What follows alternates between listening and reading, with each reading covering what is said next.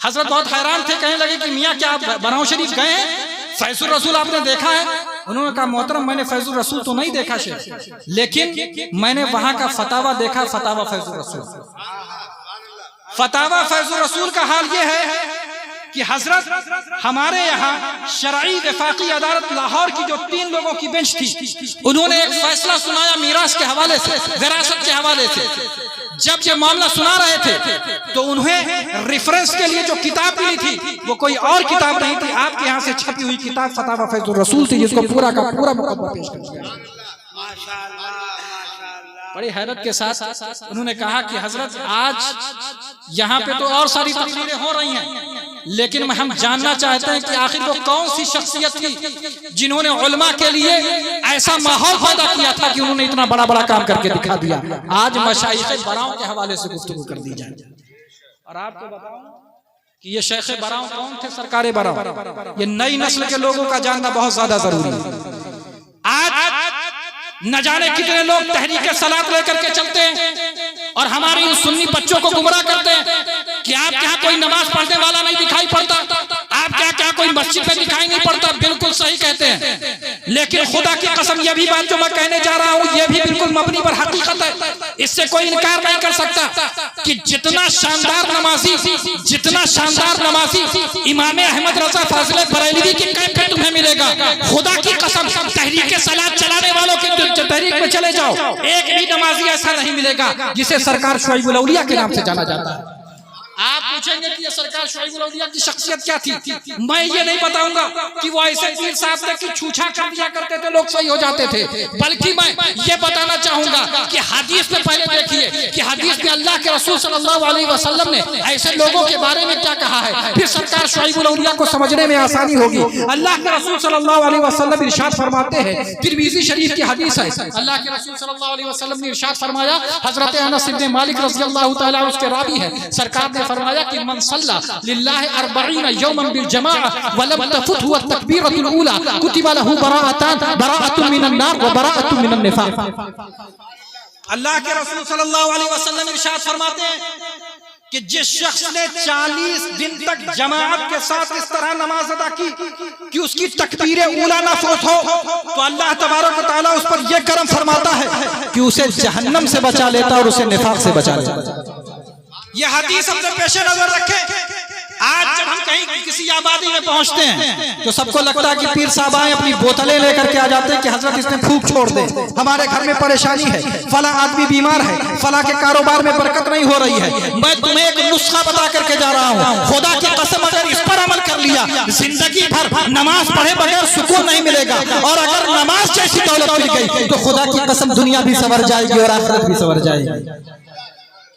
सरकार ने फरमाया कि 40 दिन जमात के साथ ऐसी नमाज अदा की जाए कि तकबीर ऊला ना फौत हो। कभी इस पर अमल करके देख लीजिएगा, ये नुस्खा बता के जा रहा हूँ, खुदा की कसम जिंदगी बदल जाएगी। अब आप जरा सोचें कि सिर्फ 40 दिन के बारे में अल्लाह के रसूल ने फरमाया कि कोई शख्स 40 दिन तक जमात के साथ नमाज अदा करे इस तौर पर कि उसकी तकबीर ऊला ना फौत हो, तो अल्लाह तबारक व तआला उस पर यह करम फरमाता है कि उसे जहन्नम से बचा लेता है, उसे निफाक से बचा लेता है। अब मैं बताऊं कि इस जमीन पर जिसका एहसान है, सरकार शुआइबुल औलिया अलैहि रहमत व रिज़वान, उनके पीरो मुर्शिद ने उनका हाथ अपने हाथ में लेकर के फरमाया, मियां नमाज तो नमाज, जमात तो जमात, जब तकबीर ऊला छूटे वो नमाज खुदा से मिला दिया करती है। तो सरकार शुआइबुल औलिया ने ऐसी पाबंदी करके दिखाई, ऐसी पाबंदी करके दिखाई कि 40 दिन नहीं, 40 हफ्ते नहीं, 40 महीने नहीं, बल्कि 40 साल से ज्यादा नमाज तो नमाज, जमात तो जमात, कभी तकबीर ऊला नहीं। ये थी वो शख्सियत। और आज दुनिया में घूम करके मैं भी गया हूँ कई मुल्कों में। जब मैं जामिअतुल अज़हर मिस्र में था तो खुदा की कसम न जाने कितने मुहाफ़िज़ात ऐसे थे जिनको देख करके आया। कोहे तूर जहाँ पे अल्लाह की तजल्ली नाज़िल हुई तो उसे भी देख करके आया।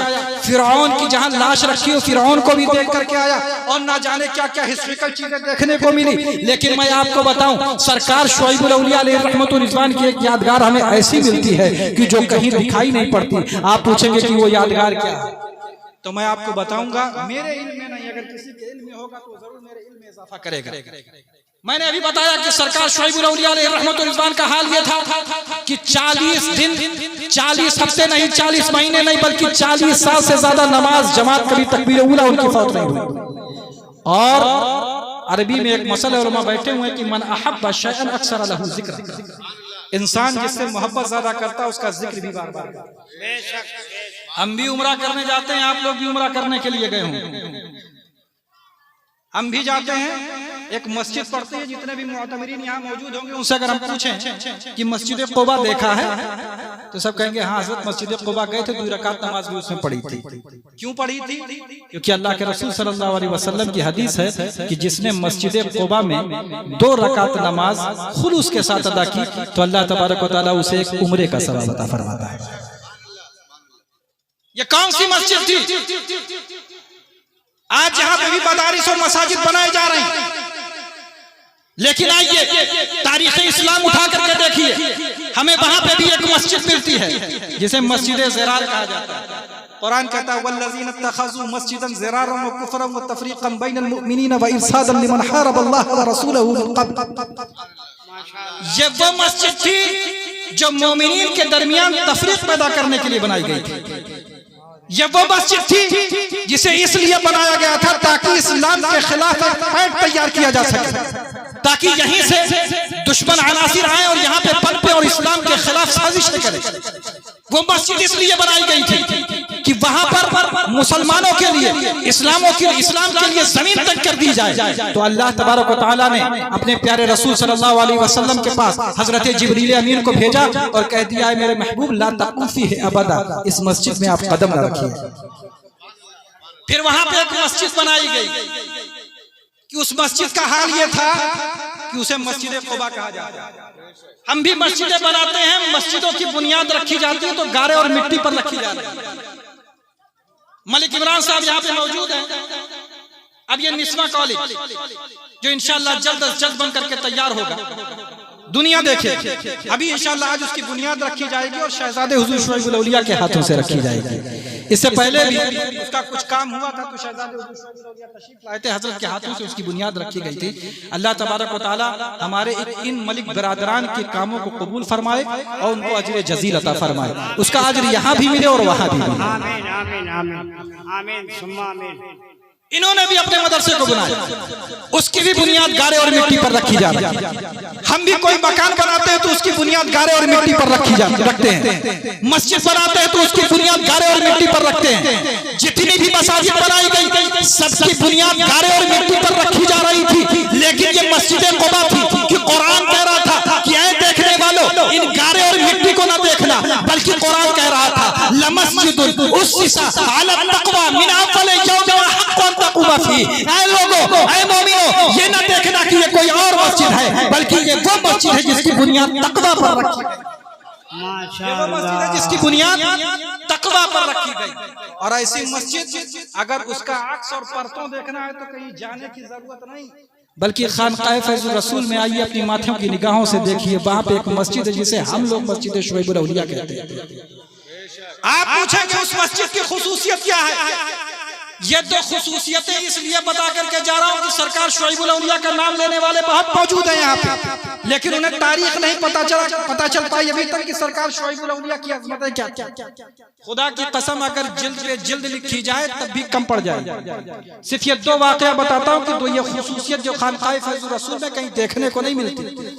पहली, सरकार शुएब औलिया की इस तरह से पाबंदी कि 40 साल तक नमाज जमात तकबीर उला नहीं छूटी। और एक मस्जिद क़ुबा जिसे जब सरकार शुएब औलिया देख करके आए तो अपनी खानकाह में एक ऐसी मस्जिद बनाई जिसे हम सब मस्जिद हुजूर शुएब औलिया कहते हैं।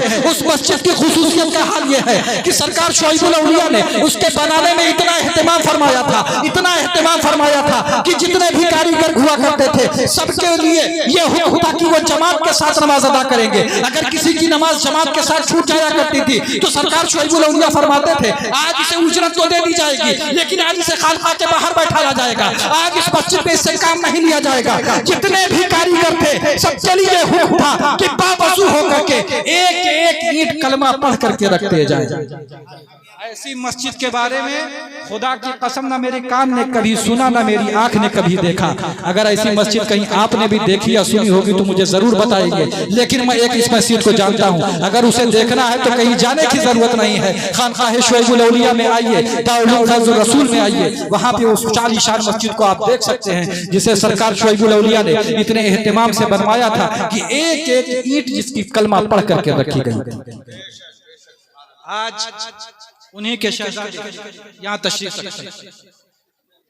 मैं यही बता रहा था कि वही जो फिर शमा से शमा जली, तो आज माशाअल्लाह आप देख रहे हैं कि उलमा का एक अजीम काफिला यहाँ पे उतरा। बेशक बेशक, वाह।